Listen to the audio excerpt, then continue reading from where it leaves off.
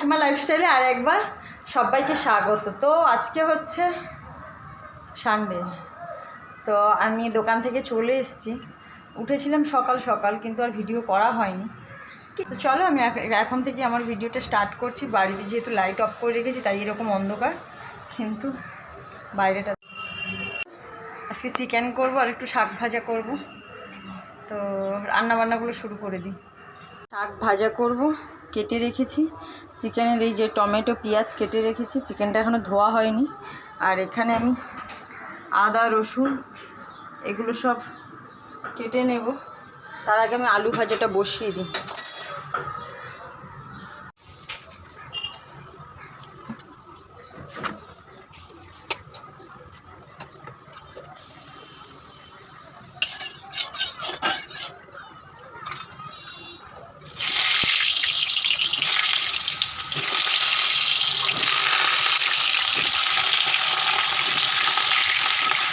আর হচ্ছে আমি চিকেনের আলুটা ভেজে নিচ্ছি, সামান্য একটু নুন দিয়ে ওটাকে ভেজে তুলে নেব। তারপরে হচ্ছে শাক ভাজা ওই তেলের মধ্যেই বসিয়ে দেব। আর প্রচণ্ড গরম গো, হ্যাঁ মুখ চোখ দেখে সব লাল হয়ে গেছে একদম গরমে। আর আমি আলু ভেজে নিয়েছি, ওখানে শাক ভাজাটা বসিয়েছি আর মশলা করতে বসেছি। আর মাম্পুটা নেই তো, ঘরটা একদম ফাঁকা ফাঁকা লাগছে, কখন যে আসবে ওটাই ভাবছি খালি। আর আলু ভাজা আমার কমপ্লিট হয়ে গেছে। আর দেখো আমি এক সাইডে শাকও বসিয়ে দিয়েছি, তার মধ্যে চিকেনটাও ধুয়ে নেব। তো দিতে ভুলে গেছি, দেখেছ? দিয়ে দিই পেঁপে সেদ্ধটা, জানো তো। আর পাপাই আসলে এখনই চুল কেটে স্নান করবে, স্নান করতে ঢুকেছ।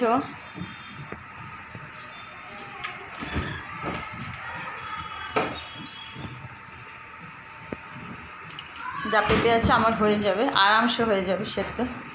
চলো আমি পেঁপে সেদ্ধটা দিয়ে নিই।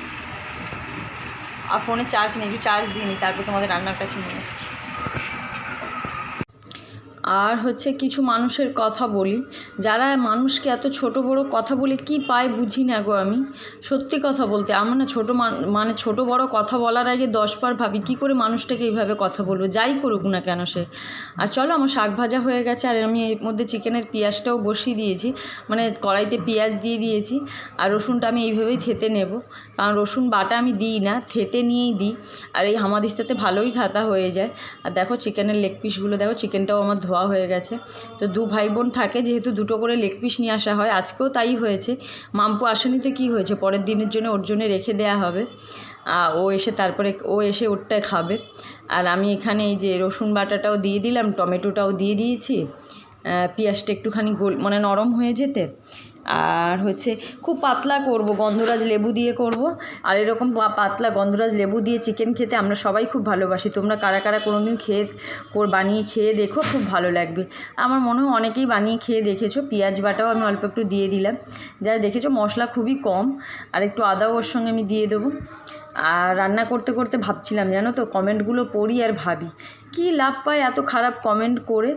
তার মাঝে মধ্যে তো মনে হয় যে, তারপর আবার ভাবি ও ঠিক আছে ছাড়ো, যারা ভালো কমেন্ট করছে তাদেরকে তো খুবই ভালো লাগে। আর হচ্ছে তাদের কমেন্টগুলো পড়তেও খুব ভালো লাগে। যাক, ওই ভালো কমেন্টগুলো, ওই একটা খারাপ কমেন্ট আমার কাছে কিছু না। যারা ভালো কমেন্ট করে, যারা আমাদেরকে ভালোবাসে, তারা আমাদের পাশে সবসময় থাকবে। চলো আমি চিকেনটা দিয়ে দিয়েছি। আর অনেকে হয়তো ভাবছো যে এইরকম ঠ্যাং, হ্যাঁ ঠ্যাং আমরা হচ্ছে আমি আর তোমাদের দিদি ভাই খুব ভালো খাই। আর তোমাদের কাকু আর পাপাই আবার এই ঠ্যাং দেখলে ঘৃণা পায়।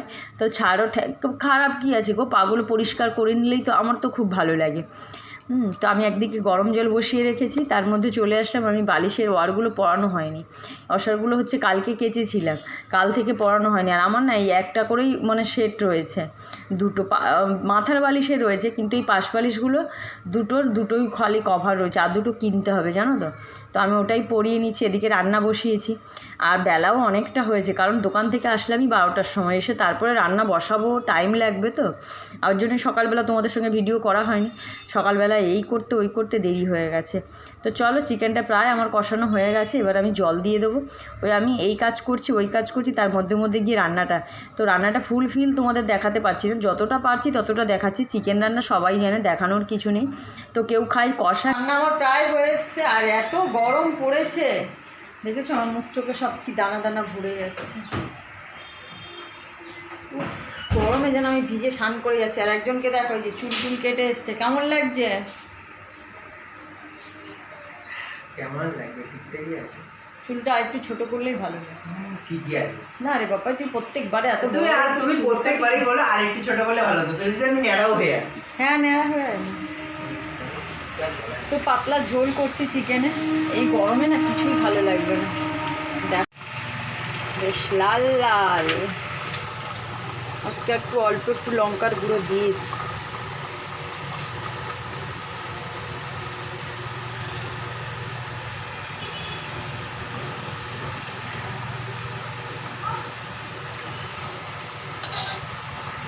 গন্ধরাজ লেবু আমি ধুয়ে নিয়েছি, তো আজকে ওই লেবু চিকেন করছি। গন্ধরাজ লেবু ধুয়ে কেটে আমি এখন দিয়ে দিলাম। এইভাবে না খেতে খুব ভালো লাগে, আমরা তো এইভাবে খাই।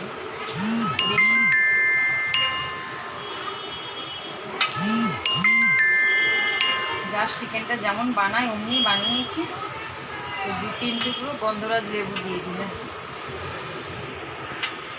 ব্যাস রান্নার ডান। কারণ আমি নেব। তো চিকেনটা আমার হয়ে গেছে।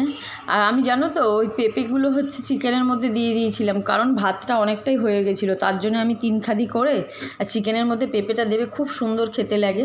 আর এই যে লেবুটা দিয়েছি, গন্ধরাজ লেবুটা দিয়ে ভাতের ঝোল মেখে খেয়ে দেখো কোনো দিন, খুব সুন্দর গন্ধ ছাড়ে গো। আর এরকমভাবে পাতলা করেই আমরা প্রায় খাই। তো চলো খেয়ে নিই, সময় হয়ে গেছে, তোমাদের কাকুও চলে এসছে। আর আমি হচ্ছে ওই শাক ভাজা আর ওই চিকেনই করেছিলাম, বললাম আর কিছু। খাওয়া দাওয়া কমপ্লিট হয়ে গেছে, তো এখন সবাই একটু রেস্ট দিই, তারপরে আবার আসছি তোমাদের কাছে বিকেলে।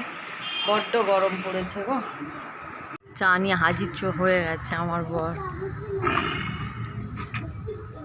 বিস্কুট নিয়ে এসছি। কি গরম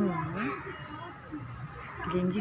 আর তোমাদের কাকু থাকলেই যেন বিকেলবেলা করেও চা বানিয়ে নিয়ে ছাদে উঠবে, কারণ ছাদে না বিকেলবেলাটা খুব সুন্দর হাওয়া দেয়।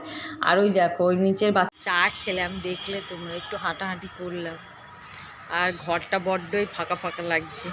তোমাদের প্রিয়াঙ্কাদির জন্য তোমার কাকুরও মনটা ভালো লাগছে না।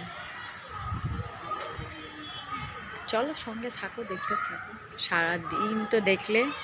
আর রাত্রিটুকু, কাল সকালেই তোমাদের প্রিয়াঙ্কাদি হাজির হয়ে যাবে। তো এখন বাজে প্রায় 10টা বেজে গেছে, আমরা খেতে বসে গেছি। আর হচ্ছে আমি ওই 2টো রুটি খাবো, পাপাই 4টে রুটি চিকেন দিয়ে। তোমাদের কাকু তো ভাত খায় জানো, রাতে ও ভাতই খাবে। আর আমি এখানে রুটি নিয়ে বসে গেছি। আজকে আর দুধ রুটি খাবো না, একটুখানি চিকেন দিয়ে রুটি খাবো। ওদিকে পাপাইকেও দিয়ে দিয়েছি, তোমাদের কাকুও খেতে বসে গেছে। তো চলো খেয়ে নিই। আর আজকে আমি আমার ভিডিওটা এখানেই শেষ করছি। দেখা হবে নেক্সট কোনো ব্লগে। সবাই সুস্থ থাকবে, ভালো থাকবে ও সাবধানে থাকবে। Good night.